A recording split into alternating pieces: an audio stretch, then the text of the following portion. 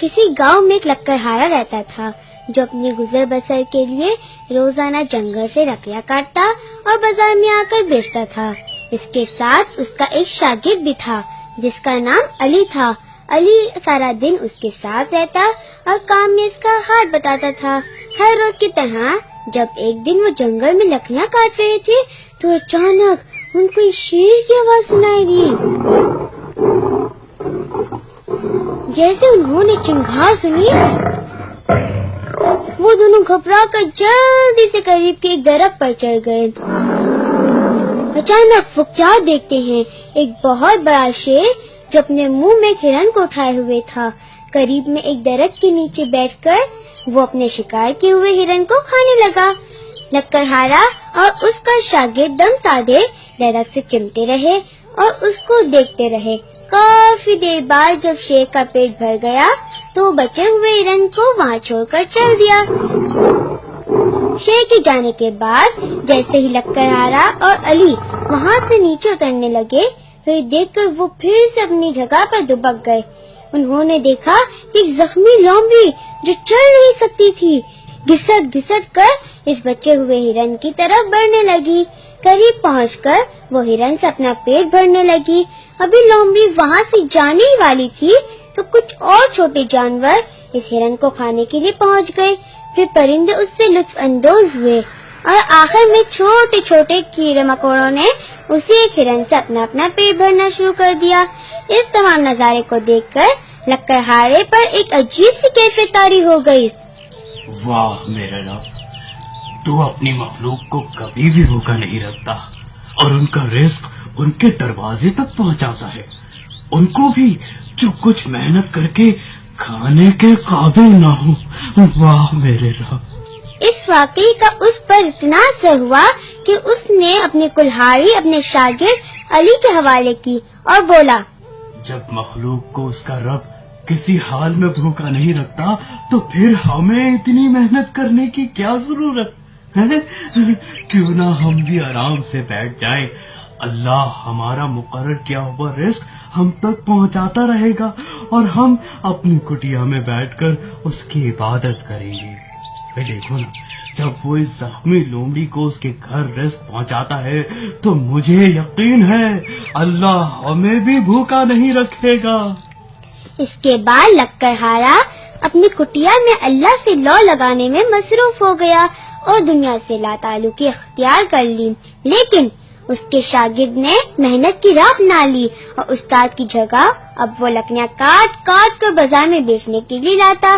پہلے ہی دن جب وہ بازار میں کاٹی ہوئی لکڑیوں کو بیچنے کے لیے پہنچا تو ایک انتہائی مالدار شخص نے علی سے سب لکڑیاں خرید لی اور اس کی توقع سے بڑھ کر اس کو اجرت ادا کی اور علی کو ہدایت کی کہ آئندہ سے وہ جتنی بھی لکڑیاں کاٹے اسے میرے گودام میں پہنچا دیا کرے۔ اسی روز وہ خوش خوش اپنے استاد لکڑہارے کے گھر پہنچا اور اپنی آمدنی میں سے کچھ حصہ اس کے ہاتھ پر رکھا۔ علی نے استاد کے منع کرنے کے باوجود اس کو وہ رقم دے دی۔ استاد بہت خوش ہوا اور بولا، دیکھا آج میرا پہلا دن تھا اور کس طرح میرے پیارے رب نے میرا رزق مجھ تک پہنچا دیا۔ آپ فکر نہ کریں، اب آئندہ بھی میں ہر روز اپنی آمدنی کا ایک حصہ آپ کو برابر پہنچاتا رہوں گا۔ دن گزرتے گئے اور شاگرد کی آمدنی میں اضافہ ہونے لگا اور وہ نہ صرف اپنے استاد کو اس میں سے حصہ دیتا رہا بلکہ دوسرے غربا کے لیے بھی لنگر کا اہتمام شروع کر دیا۔ دوسری طرف استاد نے اس کو غیبی امداد سمجھتے ہوئے اپنے آپ کو دنیا سے مزید کنارہ کش کر لیا۔ ایک روز شاگرد اپنے استاد کے ہاں پہنچا اور اس کو اس بات کی دعوت دی کہ وہ اس کے ساتھ جا کر اس کے نئے گھر کا افتتاح کرے۔ یہ سن کر استاد بہت خوش ہوا اور اسے دعائیں دیتے ہوئے اس کے ساتھ چل دیا۔ گھر پہنچ کر جب استاد نے اپنے شاگرد کا اتنا شاندار گھر دیکھا تو وہ حیران رہ گیا۔ ارے اتنا شاندار گھر اور یہ اتنا بڑا لنگر، یہ کیسے ہوا؟ ارے استاد، یہ سب آپ کی تعلیم اور اس کلہاڑی کی بدولت ہے جو اللہ نے مجھے اتنا شاندار گھر عطا کیا۔ گھر واپس آ کر استاد بہت پریشان ہوا اور بڑبڑانے لگا۔ میں نے آخر اس کو اپنی کلہاڑی کیوں دی تھی؟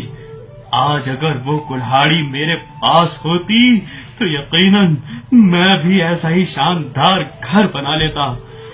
واری قدرت، یہ تیرا کیسا انصاف ہے کہ اس کو تو نے اتنا امیر کر دیا اور مجھے اتنا غریب۔ مجھے ہر روز اس کی دی ہوئی تھوڑی سی خیرات پہ گزارا کرنا پڑتا ہے، جبکہ وہ کل کا چھوکرا جس نے کام بھی مجھ سے سیکھا آج اتنی ٹھاٹ سے زندگی گزار رہا ہے۔ یہ سراسر ناانصافی ہے، یہ سراسر ناانصافی ہے۔ جب اس کی آو بکا بہت بڑھی تو غیب سے ایک آواز آئی، تو نے لومڑی سے متاثر ہو کر اپنے لیے جو راہ چنی تھی وہ رزق تو تجھے بلا ناغہ ملتا رہا، لیکن تیرے اس شاگرد نے لومڑی کے بجائے شیر سے سبق لیا، نہ صرف اپنے کھانے کا انتظام کیا بلکہ تجھے اور تجھ جیسے بہت سارے دوسرے افراد کے لیے بھی رزق کی فراہمی کا سبب بنتا رہا۔ اب تو بتا، تیری شکایت جائز ہے یا غلط؟ پیارے بچوں، اوپر والا ہاتھ ہمیشہ نیچے والے ہاتھ سے بہتر ہوتا ہے۔ ایک مضبوط اور خوشحال مسلمان جو دوسروں کی مدد کر سکے زیادہ اجر کا مستحق ہے۔ ہم سب کو شیر بن کر زندہ رہنا ہوگا تاکہ اپنے سے کمزوروں کا بھی ہم سہارا بن سکیں۔